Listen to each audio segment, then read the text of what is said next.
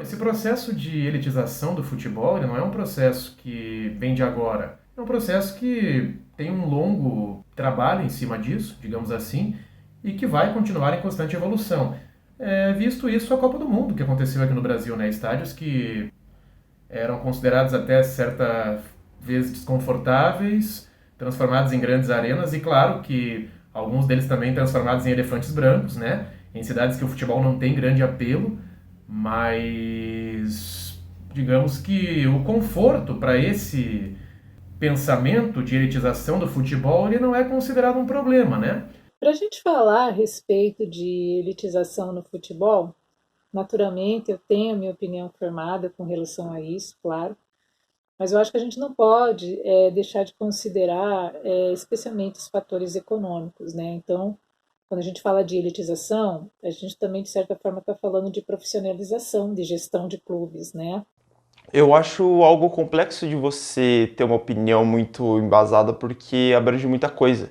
Então a gente pode falar elitização no futebol sendo visto mais como um produto bem mais consolidado, com marketing, com propaganda, mundialmente, uma globalização da marca do futebol ao longo do mundo. A gente pode ver a elitização como o aumento dos preços, como a profissionalização de algumas áreas, mas eu acho que é algo positivo em certos aspectos, porque grandes times cresceram e aumentou a economia interna do futebol. Porém, eu acho que tem que ser algo pensado em cada país e em cada marca. Eu acho muito ruim, porque tira um pouco daquela coisa assim dos jovens com menor poder aquisitivo de poder estar atuando. Eu vejo que tem bastante confusão, né, ao meu ver, entre os termos da elitização e o futebol moderno. Acho que são duas coisas diferentes.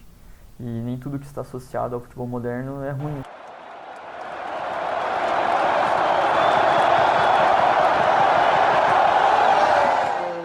Essa elitização ela traz impactos, em especial para a gente falar a respeito da democracia.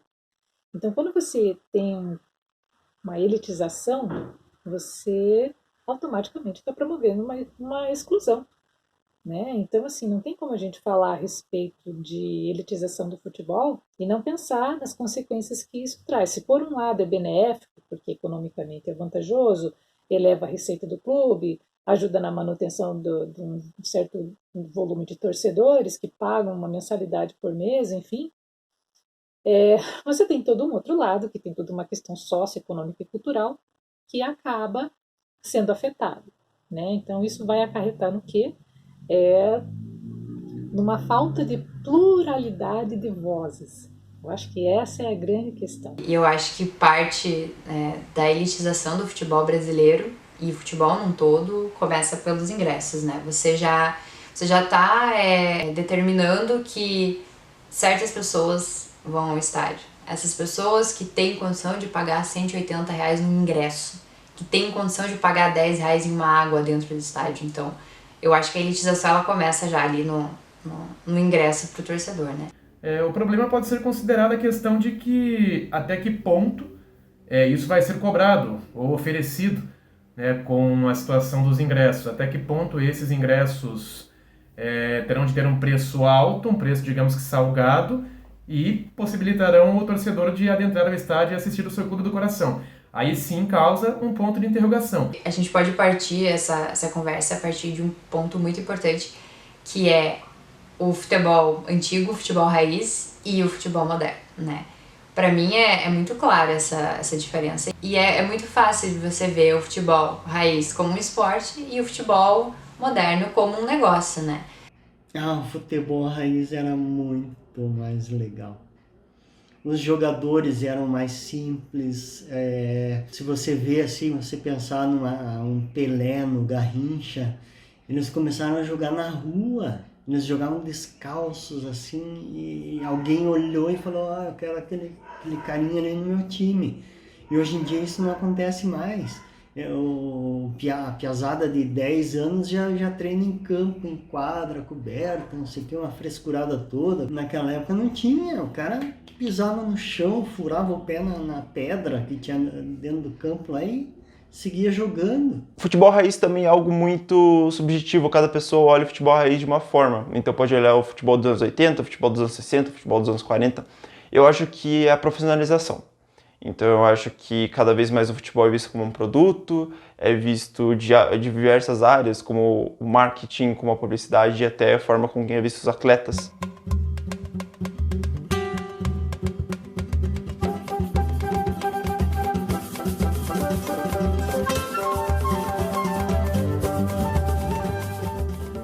O principal impacto em relação ao jogo em si, para mim, é a tática, né? Não se tem mais espaço hoje para mentalidade atrasada, de esquema tático estático, né, onde os jogadores não são versáteis. O centroavante tem que saber marcar e o zagueiro tem que saber sair jogando, né? Até o goleiro tem que sair jogando às vezes. O grande impacto e aí a gente pode falar com relação a essa questão dessa elitização é justamente onde você vai ter um perfil de torcedor consumidor. Né? E é aquele consumidor que hoje ele gosta, amanhã ele não gosta mais. Que o público, hoje em dia, ele pede muito para ser visto como consumidor e é visto mais como consumidor. Então, a partir do momento que você delimita ingressos caros, você compete não mais como uma diversão do dia a dia, como um churrasco do dia a dia, ou a pessoa está em casa.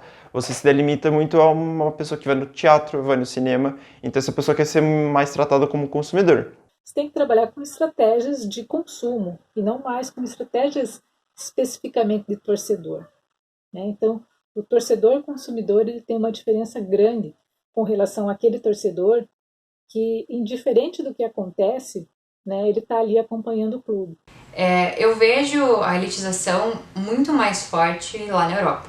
Eu tive uma experiência de 6 meses em Madrid, e então eu acompanhei muito de perto o Atlético de Madrid e o Real Madrid. E com eles é muito fácil de você falar sobre o processo de elitização. E uma das experiências que eu tive, que foi mais legal de todas, foi quando eu fui pela primeira vez a um jogo deles. Ali eu vi a elitização muito forte. Acho que foi em 2017 para 2018, o Atlético de Madrid mudou o escudo, não os torcedores. O presidente achou que era o momento de mudar o escudo e, enfim, mudou. E desde então, a torcida do Atlético tem uma movimentação muito grande que é nel escudo não se toca, né? No escudo não se mexe. E eu lembro que quando eu fui no estádio, lá no Wanda Metropolitano, eu fiquei muito assustada porque as pessoas realmente brigavam por conta do escudo. Porque não era o escudo verdadeiro, enfim, não era o escudo que representava. Tanto que eles compravam as camisas novas e colocavam o escudo antigo. E ali, essa imagem, quando eu vi, ela foi muito forte, porque pra mim ali ficou claro a diferença, né, do futebol moderno e do futebol raiz.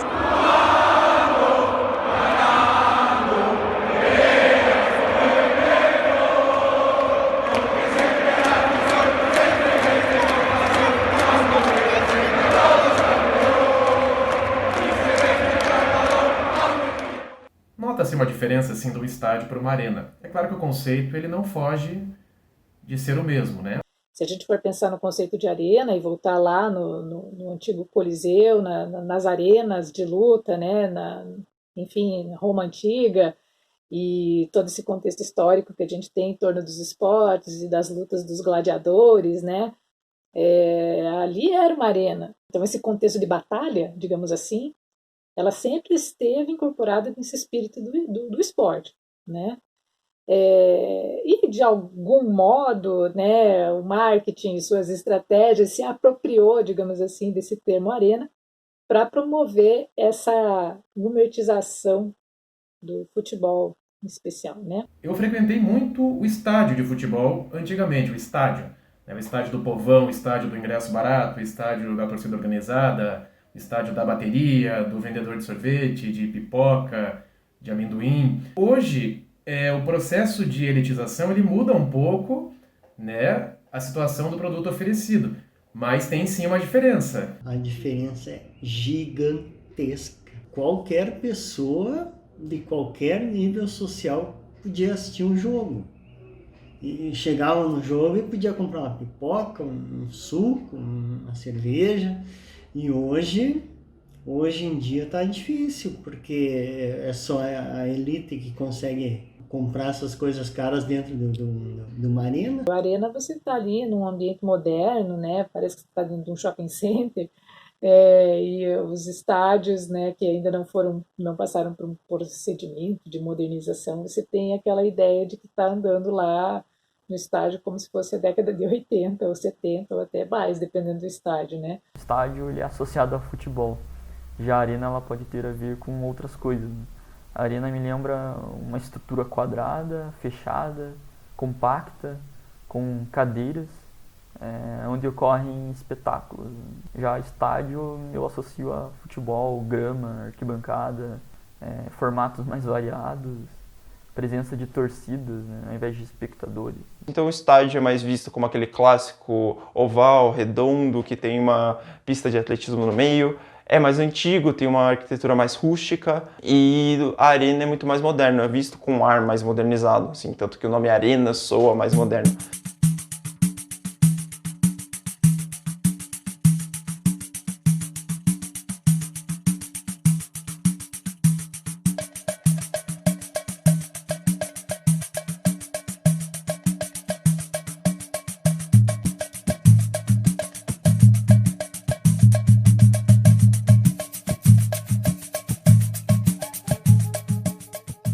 Eu acho que o estádio, ele vibra mesmo na arquibancada, sabe?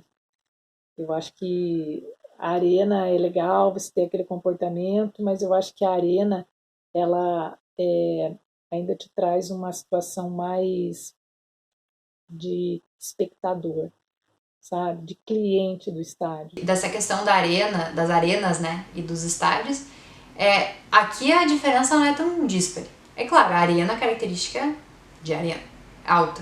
Então, eu já vi os jogos do Grêmio, os jogos da Copa América lá no alto da arena do Grêmio. Então eu fiquei um pouco de medo, não consegui ver muita coisa também, mas enfim. Eu não gosto tanto do formato arena, mas eu acho que as arenas, elas são mais novas, né? Então elas têm uma comodidade muito diferente, né?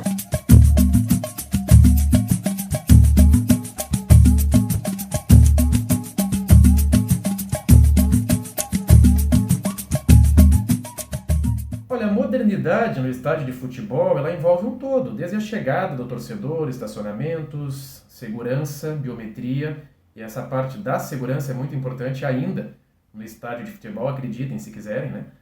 Acho que teria tudo para ser diferente nos tempos que vivemos, mas ainda existe o torcedor que vai ao estádio com a má intenção, e isso precisa ser controlado. E tudo isso entra no pacote modernidade. Eu acredito que as modernizações são boas no geral, e não dá para romantizar sofrimento.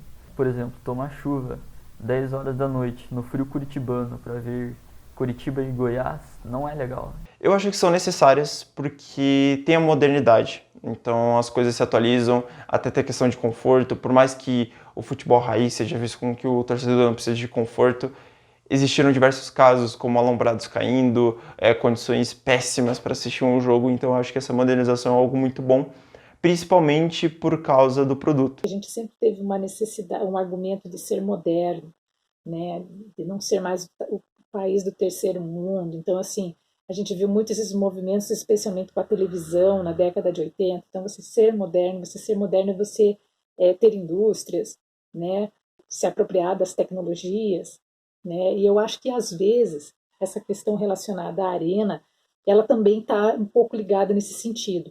Corredores de acesso, cadeiras, um lanche, infinitas possibilidades que você tem dentro do estádio de futebol, muito diferente de antigamente. Uma possibilidade de você conseguir sentar em um lugar que te ofereça mais visibilidade, um pouco melhor, e é claro que esse produto é caro.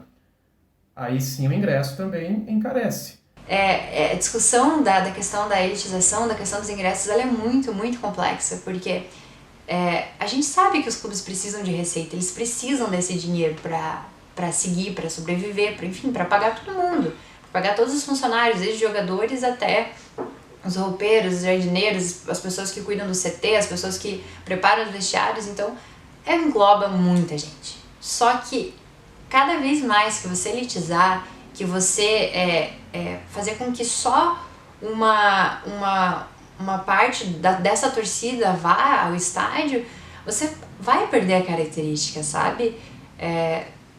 Você vai fazer com que as pessoas que estejam indo a esse estádio talvez não sejam os torcedores. E talvez por isso que não faça tanta diferença para alguns clubes. O preço do ingresso é totalmente injusto, principalmente no Brasil. Eu sempre comparo com o salário mínimo. E como com um cara que ganha R$1.000 por mês, ele vai assistir um jogo que o ingresso custa R$50, é inviável. É claro que o ingresso caro, ele delimita, sim, uma classe social a frequentar o estádio de futebol. Essa classe, o torcedor apaixonado, né, tirando esse conceito de classe, trazendo para a paixão pelo futebol, o torcedor apaixonado, ele dá um jeito. Às vezes ele tira até de dentro de casa para comprar o ingresso para um jogo de futebol no final de semana. Antigamente tinha a questão da geral, que era um preço super acessível, qualquer pessoa podia ir.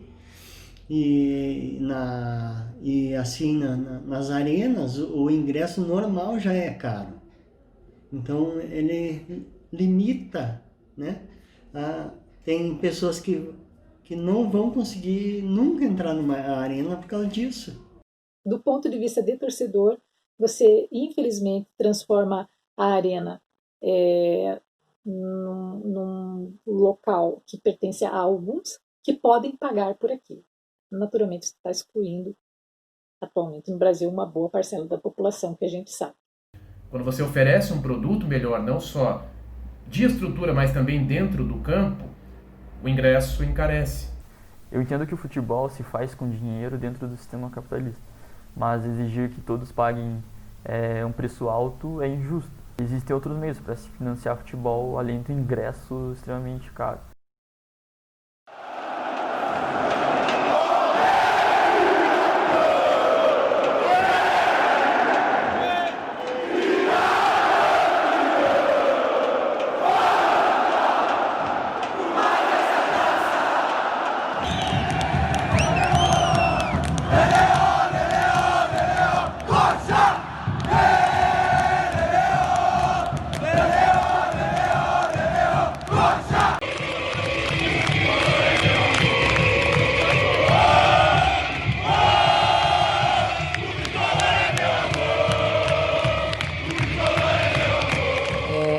Eu venho de uma época em que a gente considera a torcida a camisa 12, né? O camisa 12. O 12º jogador. Essa expressão, pra mim, ela é fantástica. A presença da torcida faz toda a diferença do mundo. Tanto para os jogadores como para quem está assistindo na TV. A pandemia de Covid deixou isso bem claro. Inclusive na Premier League, o aproveitamento dos mandantes caiu depois da volta do futebol, assim, no público. Né? Acho que isso diz bastante coisa.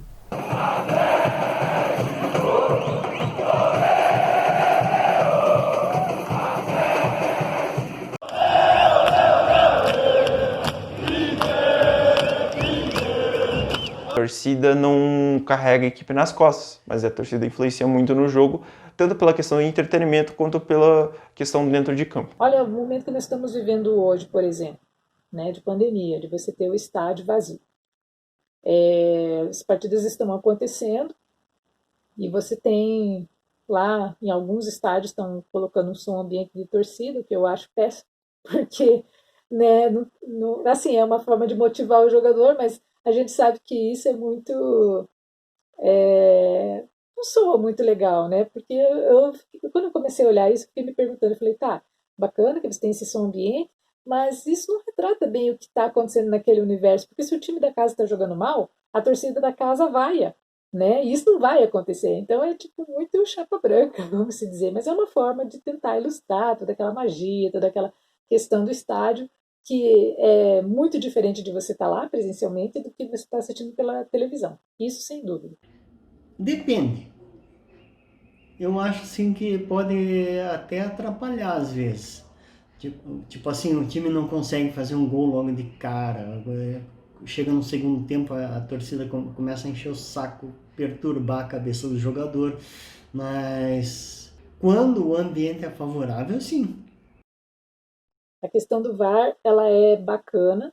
Eu acho que a tecnologia está aí para nos auxiliar, né? Em alguns casos até nos substituir, né? Então isso é uma tendência que não tem como a gente voltar para trás e não teria o porquê não ter VAR no futebol. E eu acho que para falar do VAR tem uma frase que eu gosto muito que é: se o VAR existisse há, sei lá, 10 anos atrás, quantos títulos o seu time deixaria de ter ganhado?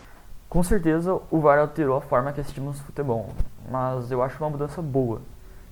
Entretanto, precisa ser aperfeiçoada. Para mim, se o lance foi para análise do VAR, a decisão ela já não deveria mais caber ao árbitro da partida, que está no campo, e sim ao colegiado de árbitros que está no VAR. Tira um pouco também daquela sacanagem que tinha do futebol, que era o juiz dar uma mãozinha, pá, não sei o quê, com essa coisa assim do VAR, né? Isso aí ficou um pouco mais difícil também, apesar que ainda tem, a gente sabe que alguns clubes dos grandes centros sempre vão conseguir se sobressair de qualquer forma. Essa do árbitro de vídeo, ela modifica, assim, né, o acompanhamento, né, o andamento da partida. É claro que se existe justiça no futebol, ela está acontecendo agora. E eu lembro quando teve o lançamento do árbitro de vídeo, e aí foi um escarcéu, não, vai estragar o futebol, que saudade do futebol raiz. Sim, do futebol raiz que dá pra fazer gol com a mão, dá pra fazer gol impedido, toda aquela coisa errada do futebol, né? Muda toda a situação, não o sentido, mas a situação. Uma transmissão esportiva também ela começa a ser modificada quando você tem o árbitro de vídeo interferindo nos lances decisivos da partida. Muda-se o jeito do narrador de não fazer a locução da partida, mas um tópico a mais em que você tem que estar atento, exige atenção, exige um cuidado, exige um estudo daquilo que a regra do VAR oferece também, mas eu acho que tem o seu lado positivo. Muita discussão que foi gerada em cima do árbitro de vídeo foi na questão cultural também, né? Pensando que alguns campeonatos foram decididos em uma possibilidade, em uma situação em que o árbitro não tinha o recurso. É estranho no começo? Muito estranho, né? A gente não está habituado a ficar esperando o jogo parar, né? Tem todas aquelas interrupções, do ponto de vista do atleta é ruim, porque né, tem todas as certas implicações que acontecem durante a partida, né? Por conta do uso do VAR, mas torna mais justo. Eu acho que aqui o VAR ele ainda tem muita coisa a ser feita, ele precisa se especializar muito mais. Engana-se quem acha que o futebol da Europa usa muito bem o VAR, sabe?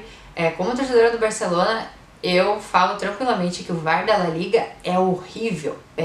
O uso do VAR em hora indevida, o VAR prejudicando o mesmo clube sempre.